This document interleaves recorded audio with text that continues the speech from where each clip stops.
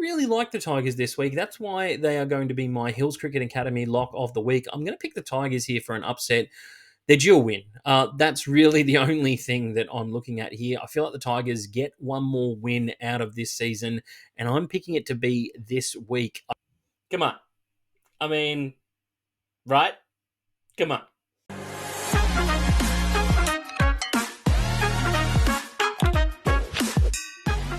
What's going on, guys? Bergs here from The Casual Athlete, and what a tip last week, guys. The Tigers getting a victory. Not that I've been tipping them each and every week, hoping they've been getting a win. It's about taking the right one, and to be honest, I felt like a bit of a genius the other night. They did have a bit of a hand from the referee, but we'll get into that in a moment. And before we get into our video, guys, just a reminder to like and subscribe to the channel. It helps us out a ton, so if you hit that subscribe button and hit the notification bell so that you don't miss out on any of our latest content, that would be phenomenal. Now, guys, let's just take a quick snapshot of how I did last week, and I'm going to be completely straight here. We messed it up on game 1 of the round. Yes, Penrith, of all teams, cost me a perfect round at home this week, but I don't have a crystal ball. I can't see into the future, and had I known Cleary was going to get injured and be out for the last 15 to 16 minutes of the game, I probably would have tipped Melbourne. And Melbourne, congratulations to them. They've turned up, and they have all but secured the minor premiership at this stage. Talk of resting players as well at the moment, so good on them for getting the victory out there. Let's move into the ones I did get right, guys. Guys, we nailed a lot of margins this week. Really happy about the week that I had. Manly getting the win 13 plus. They just dominated from the start. I just don't really think that the Warriors have enough points in them right now. They're really struggling on the attacking side of the ball, and it shows each and every week. For the Roosters, they got a win 13 plus, and that was never in doubt. But what is in doubt is the state of their field at the moment. I tell you, Allianz Stadium was terrible in terms of the water capture the other night. Only 30 minutes of rain on it, and it looked like an absolute swimming pool. They need to sort that out if they're going to be any rain games moving forward. It's not good enough at this stage of the game, and especially for a ground that has only just been redone, they need to sort it out. For the Dogs, going up to Bundaberg into enemy territory, Queensland, and getting a win against the Dolphins, who are a Queensland team, was a good win. It was definitely home advantage for the Dolphins up there, but the Dogs, again, they're 10-0 in home games this year, whether it be in Sydney or in Queensland. So they just look like going from strength to strength, and yeah, they are going to be a big threat come these finals. My Cowboys, massive win up at North Queensland. We shut the doubters up well and truly on that one. And Jake Clifford, who knew? This kid has been doubted and dropped so many times from different teams. I think he's been dropped from the Cowboys twice separately in his career, and just come back and continues to play for the Cowboys and had a great game the other night. I couldn't have asked for much more. Coming back into the number 7 role, and he should keep it moving forward. I know the Cowboys have a bye this week, but I expect to see Jake Clifford in that number 7 jersey come round 26. For the Tigers, got a great win out at Campbelltown. How good is that? That's their second win out at Campbelltown for the year. They've well and truly broken that curse. And the Rabbitohs, yes, they will be disappointed in the way that they performed in this game. It wasn't their night. Let's just be honest. Sometimes the Tigers can surprise you. I know that as a Cowboys fan more than any. And yeah, they did have to rely on the Tigers on the referees making the right call, but it was the right call in my opinion. There was one they missed glaringly before that anyway. So I really don't think the Rabbitohs should have been in that position to start with, but good on the Tigers for getting their 5th victory of the season for St. George. Now, didn't watch this game, to be honest. I watched a few highlights. It just looked like the Titans, once again, gave a bit of a start to St. George and couldn't run them down in the end. St. George getting a nice win. Again, continue their win-loss record.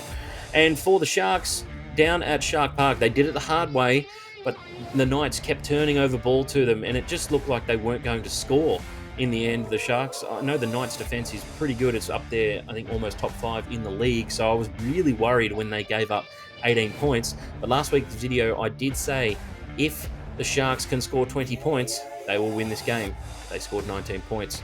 Just not enough for the Knights at this stage. They're really lacking in that department, and if they turn over cheap possession, something that they've actually been pretty good at this year, completion rate, then stuff like this happens, unfortunately. But 7 out of 8 this week, guys. Really happy with those tips. A couple of doubters last week. Didn't say that I was going to get as many as I did. But let's take a look at the tipping comp that we are running with NRLtipping.com this year. And Callan the Dark Knight has soared into first place, taking over from Jay Fitz, and we have Chris, the North Sydney Bears, equal with him just behind on margin. Jay Fitz is in third as well. Those three really toughing it out at this stage of the season. It's a 3-horse race, anyone's game. We go right to the grand final this year, guys. So keep putting in your tips and keep going hard. We will update you each and every week. Well, I will, so you will know who's going to be in the number one spot come the end of the season. Now let's get into round 25. Alrighty, let's make no bones about it. The first game of round 25 is at Leichhardt Oval, where the Tigers will be taking on the Manly Seagulls. Now, over the last 10 games, the Seagulls have dominated the fixture. They've won 7 out of those last 10 games. They're also on a 6-game winning streak against the Tigers, so going for 7 in a row this week. It's the first time Luke Brooks will suit up against his old club, and isn't that going to be a sight to see, especially in the heartland at Leichhardt Oval?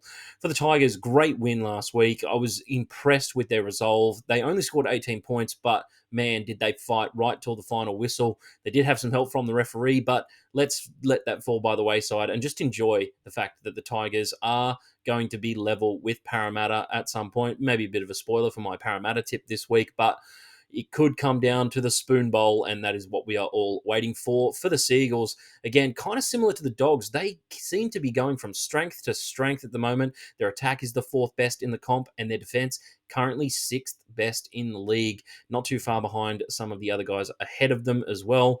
I just feel like the Seagulls romp in this one. We are going to be waiting to see if Tommy Talau can overcome a pectoral injury. It may or may not be season over for him, but we'll wait and see. But I just feel like the Seagulls pretty simply get a win in this one, 13 plus. Unfortunately for the Tigers, I just don't really see them winning 2 in a row. I know it's happened once this season, but it's just a big ask for them right now. The Seagulls are so hot. So hot right now. They're Hansel. They're so hot right now. Seagulls, 13 plus. First of the Friday games this week, and we're off to Auckland, where the Warriors will be taking on the Dogs. Now, over the last 10 games, the Warriors have won 7 out of those 10 games against the Dogs, but the Dogs beat them just a little bit over a month ago with a Matt Burton specialty field goal. And I've got to say, I really can't see the Wars winning this game. I'm really trying to find it, Warriors fans, where your team is looking like a chance in this one. I just feel like the Dogs, they've been on such a hot run. Is probably the only thing that they really need is a loss to go into these finals and really kind of reinvigorate that fire and just think that they're not invincible and it'd really bring the team together. Just don't know if it's going to happen this week. The Warriors, for me, really struggling to score points at the moment. I know they scored 32 against the Dolphins a couple of weeks ago, but the Dolphins, for me, are having a little bit of a fade off. And this Dog side, it's now the best defense in the competition. And once again, had a second half shutout last week. There's no way through. There's just simply no way through this Dog side. We will have to see if Josh Curran can back up for this game as well. He had a bit of a shoulder issue. For the Warriors, they should get Ali Leatawa back, and Jackson Ford should also come back for this game. Tamari Martin, we're still waiting on a neck injury, and Wade Egan, that elbow still troubling him. He's had a couple of injuries with that elbow, in the elbow area in his career. I feel like the outlook for the Dogs is they defend well. They'll hit you with the attack. The Warriors' defense has not been great of late. They've let in 20-plus points in their last 3 games. So you've probably got to assume that the Dogs, if they score roughly 24, 30 points, they're easily going to win this game. And the Warriors just don't really have that attack going with them right now. And I want to see them get a nice home win for Sean Johnson, but I just don't see it happening here. Dogs, 13 plus. The Broncos will take on Parramatta at Suncorp on Friday night, and the Broncos come into this one as the $1.30 favourites, which is alarming considering the amount of outs that they currently do have. We don't know if Reece Walsh is going to be available for this game. Ezra Mam, definitely out for the season. Payne Haas, probably not this week, maybe in the next couple of weeks, but despite all this, the Broncos are still a massive chance of making the finals, and they got a nice extra 2 points last week to keep pace with the likes of the Dolphins and the Dragons. Now, for the Eels, they were really disappointing at Allianz the other night. I thought that Gutho, once again, tried his absolute heart out, but the defense is just so wayward. I think Taulagi in at centre right now, he got a bath from Manu, and that's no shame in that. Manu's one of the best, if not the best, centre in the competition. But to keep a guy like Sivo on the bench, especially after a play that he made for a try-saving tackle on Teddy, like the guy is probably one of your best options right now. Just play him, even if you're not gonna keep him on next year. Just play him because he's better than Russell. He's better than Jake Tungo. Like you got to play the bloke. He can score tries as well. Like at least he scores tries. I just feel like in this one, the Broncos are probably going to have a little bit too much attack for the Eels. The Eels' attack has actually been pretty good of late. They did score a lot of points against Penrith, who are one of the best defensive teams in the competition, and didn't look terrible in attack against the Roosters, but kind of scored a couple of tries to make it a bit closer than it actually should have been. But I just feel like they're not getting anywhere near this Broncos side. The Broncos, they can smell a sniff of these finals, and if they can get in there, they are a threatening team, and they should get a couple of guys back for the finals as well. They've just got to get there at this point. That's all we've been saying with the Broncos. They've just got to make something of this season and get there, but I feel like ultimately we could be disappointed by the Broncos. But I think they get the win here, 13 plus. Sorry, Eels fans. Super Saturday round 25 starts in Canberra, where the Raiders will be taking on the Penrith Panthers. Now, the Raiders haven't beaten the Panthers since 2019, but they will figure themselves a chance this week with Cleary back on the sidelines. And I've got to say, I really hope that he is available for the finals. He is such an incredible player, as we saw from last year's grand final. Just hope he can stay fit. We're still unsure as to what his injury specifically was. Bit of sublux action maybe from the shoulder, pop in and out. You know, I've got bad shoulders myself. It can happen from time to time. Sometimes it pops back in, sometimes it doesn't. It looked not to be too serious, and hopefully it isn't, but we'll wait and see. They should also get Liam Martin back for this game as well, so Panthers' second row depth isn't as tested as it was in last week's game. For the Raiders, man, just didn't turn up in North Queensland. No doubt Ricky was extremely upset with the performance that they put in. And I think a lot of people called me crazy when I made my Who's Going to Make the Top 8 video a couple of weeks back. And I had the Raiders basically not winning a game from round 23 onwards. And I still feel that way. I just feel like the Raiders, they don't have the kind of class, especially in the halves. They've taken Strange out of the halves after he's been there all year. I don't understand why that is all of a sudden the method that you want to use, considering he's been there the whole season. He knows the system, but Ricky seems to just do whatever he wants, and we have to be okay with it as fans, as Raiders fans. I'm sure you can agree with the frustrations that have occurred with some of the coaching decisions, but I'm just going to stick with Penrith this week. I just feel like they can get a win, and Luai has stepped up in that number 7 role this year. I'm assuming Brad Schneider will come back into the team as well, and he's been quite good while he's been there, really controlled with the kicking game because Luai doesn't really do much of that. But in terms of game management, I think Luai can get him home this week, 1-12. Down to Amy Park we go at 5:30. We've got the Storm taking on the Dolphins. Now, after the Storm's game the other night, little whispers coming around that Craig Bellamy will look to stagger rest some players over the next 3 rounds, considering they have just gone 4 points clear of Penrith in second place in order to seal the minor premiership, which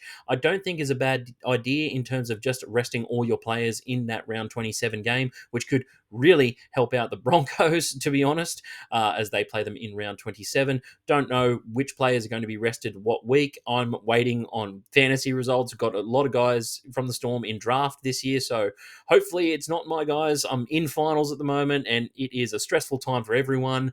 Maybe don't have as many Storm players as possible, but listen to Longy for any of that fantasy advice on Storm players. For the Dolphins, they are not going to make the finals this year. I've made a complete line through them. I just feel like they are fading way too quickly at this stage of the season. Their depth has been tested to the nth degree, and it's not holding up. Some players are playing really well. Hammer going excellently. We've got Max Plath, one of the finds of the season and could be a future Queensland representative and superstar of the game. If he only was to play his proper position, they may or may not get Jerry Marshall King back for this one, but we'll wait and see. It's been a long time out for him, whether he can play that 80-minute role and really control the game like he was earlier in the season. I don't know.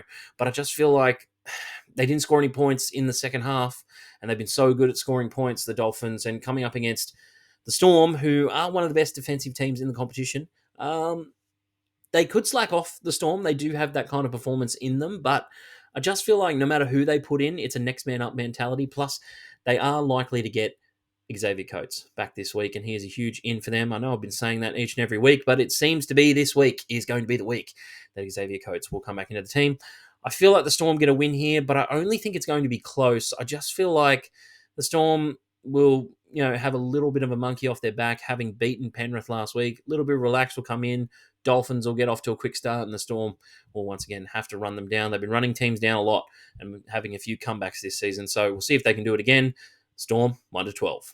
Heidly ho, neighborino. We are at a core stadium on Saturday night for the Rabbitohs taking on the Knights. Now, for the Knights, you've got to say that was a game that they threw away on Sunday afternoon against the Sharks. Oh my God, they dropped so much ball and just kept giving the Sharks opportunities, and they held them out for a long period of time. But if you keep knocking on the door, eventually the door opens. That's what I've been saying this season. The Knights, who have the fourth best completion rate in the competition this year, just completely dropped the ball, figuratively and literally. I was not impressed with them. They have the worst attack in the competition right now. I know I'm harping on it a bit, but they're the only team to not score 400 points this season so far.